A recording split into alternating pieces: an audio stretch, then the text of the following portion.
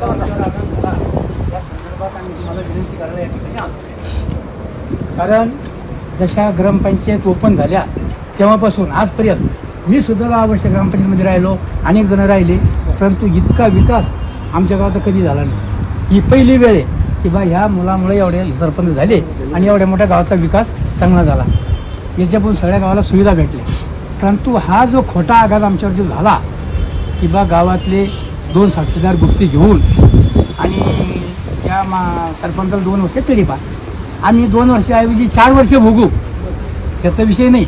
परंतु आम्हाला जे गावातले 2 गुप्तीचे साक्षीदार आहे ते आमच्या समोर आल्याशिवाय आम्ही शांत बसणार नाही. दुसरी गोष्ट अशी, आज नुसती आता ही झलक आहे, आम्ही तुमच्या समोर जे आलो ना तर नुसती ही झलक दाखवली. पण हा जर सरपंच जर तडीपार झाला तर आम्ही कोर्टाचे दारं, त्या पोलीस स्टेशनची दारं ठोठवले बरोबर नाही. आणि इतक्यावर या माणसामुळं 4-2 लोक आहे ना आत्महत्या सुद्धा करणार आहे.